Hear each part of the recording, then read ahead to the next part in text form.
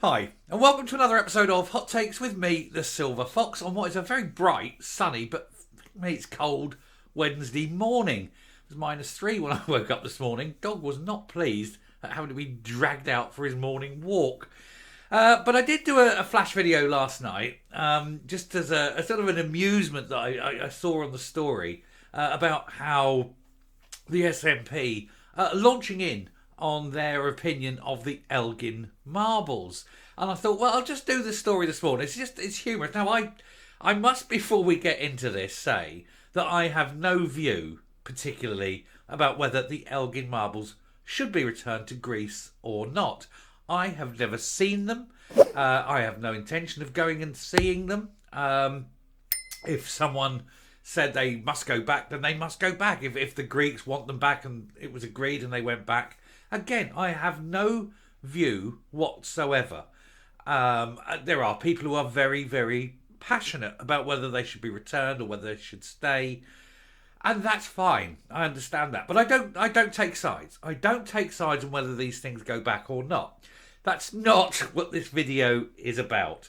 This video is about the fact that the SNP will automatically and every time pick the side of the foreigner over the side of the British. It's because they're filled, I suppose, with self-loathing, and this is just one of those things. I mean, Lord Elgin himself, and what's weird, and I happen to just because I happen to know this. Obviously, Elgin is up there, up in the Moray Firth. It's the next town over from where the greatest football team in the Scottish League play, Forres Mechanics. And that's where Elgin is. But Lord Elgin himself, I believe, come from Dunfermline in the Kingdom of Fife. So, to be fair, a long way from Elgin. I don't know why he ended up being called Lord Elgin. I suppose it's a family thing, isn't it? It's going to come down through the years. Anyway, that's beside the point. Anyway, he goes over to Greece. He discovers, finds whatever, and brings back these marbles. And he has them himself, and eventually they end up in the British Museum. And the Greeks have, for several years, been trying to get them back. For many years, indeed, have been trying to get them back. And as I say, it's not anything I care about. I don't care if they go back or not. Some people do. But the very fact that the SNP immediately pipe up because because Rishi Sunak has said he's not meeting with the Greek ambassador or the Greek leader or whatever it was, because they'll want to discuss the Elgin marbles. He said, I'm not talking to them. Seems actually a bit petulant, really. But anyway, there we go. But the SNP, straight away, they've got to go back, they've got to go back. Hang on a minute. First of all, they're in the British Museum. They're not even in Scotland. Right, number one. Number two, what the hell has it got to do with them? Because ultimately, if the SNP, who are always clamouring for independence, had an independent Scotland, the only connection to Scotland is the fact that it was a Scot who stole them from the Greeks. But they're not in Scotland. They're in England. It's not their baby. And yet they feel that they need to stand up and put in their point and say that they've got to go back. Now, as I say, there are people. You may be someone who thinks, no, they deserve to stay in Britain. We did this and whatever. And that's fine.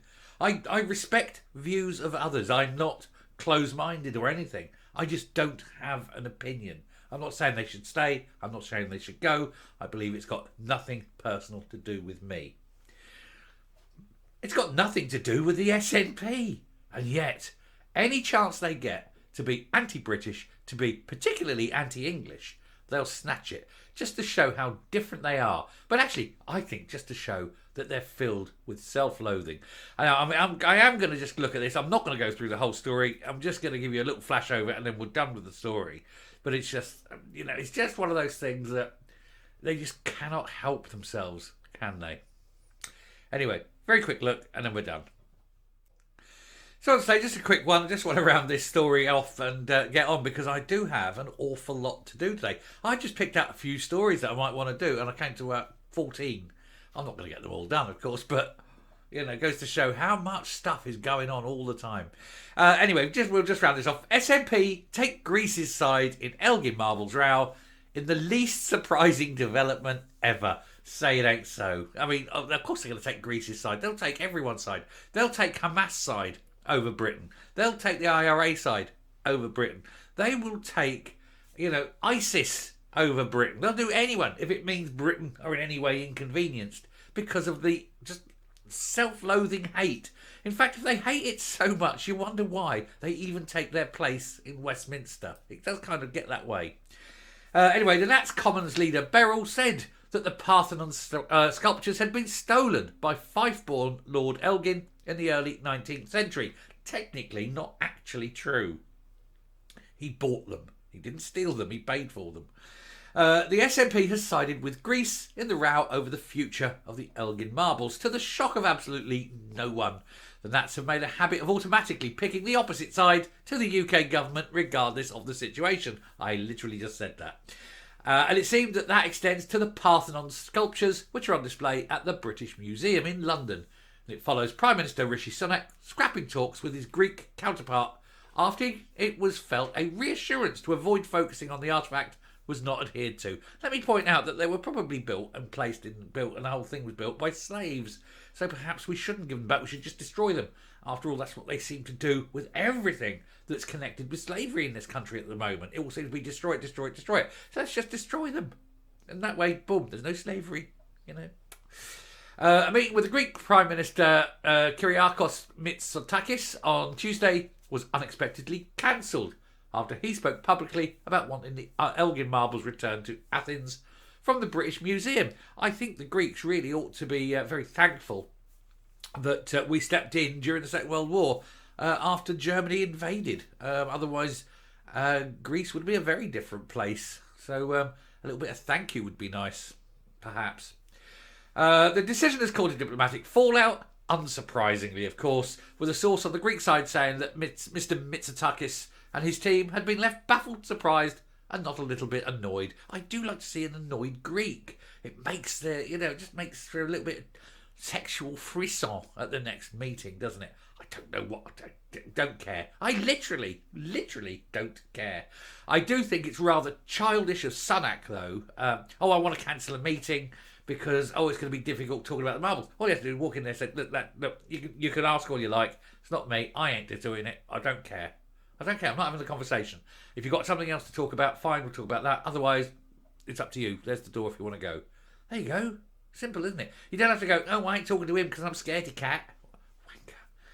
Wanker. What is it with politicians? They just do not want to face the difficult thing. Thatcher, I've got to say, would have walked in that meeting and go, right, you want to talk about the Elgin marbles? Right, here's your bill for the Second World War. Honestly, she would have. It's all children, isn't it? It's all bloody children. I'm fed up with them. Grow up, the lot of you. And you hate-filled wanker. Stop going against Britain at every single opportunity. You're sitting there. You're a British citizen, whether you like it or not. You're sitting in Britain, whether you like it or not. And you're sitting representing people in Britain. And don't forget that most of the people who you represent are not nationalists. So grow up, you sad, bald tosspot. Coming up. One of the problems that the likes of Stephen Flynn have, and he's not the only one, all the SNP MPs have, and MSPs, all nationalist politicians have, is that they think that they've been voted in and that they therefore represent 100% of the people that voted for them. And of course that's not the case. He is a representative of the people. And don't forget that you can get in with about 34% of the vote. And so most people didn't vote for you. Unless an MP is sitting there with over 50% of the vote, you've got to remember that most of the people who voted for it, or most of the people in his constituency, didn't vote for him. And so for him to come out and make a very direct, how can we say, hold a very strong position, we say, but without a consultation of his constituents, seems somehow arrogant, conceited and narcissistic. He doesn't know what his constituents think on this issue, but he's going to sit there and give his tuppence worth. Perhaps he needs to be more in touch with the people who voted him in. After all, not the people who voted him in, the people who didn't vote him in. The majority of the people in his constituency who didn't vote for him. And so he's sitting there and saying that he speaks for the people. But he doesn't. He really doesn't. Because A, most of them don't actually care. And secondly, he's not speaking for the majority who didn't vote for him. But that's it. Arrogance, conceit, narcissism, and generally, and with the likes, particularly of Beryl, a great deal of wankery. Anyway, I'm done on this subject. We're moving on. As I say, I've got loads to get through today. It's a really busy day. So they're going to be coming thick and fast because I do like... There's quite a few I want to get to just out of interest and some that I think are important. So stick with it. Do hit the subscribe button. Plenty to come. Plenty more subjects. Very wide, varied subject range today. So I'm sure there'll be something that you don't want to miss. So do, if you haven't yet subscribed, subscribe. Anyway, till the next one. Take care. See you soon. Goodbye.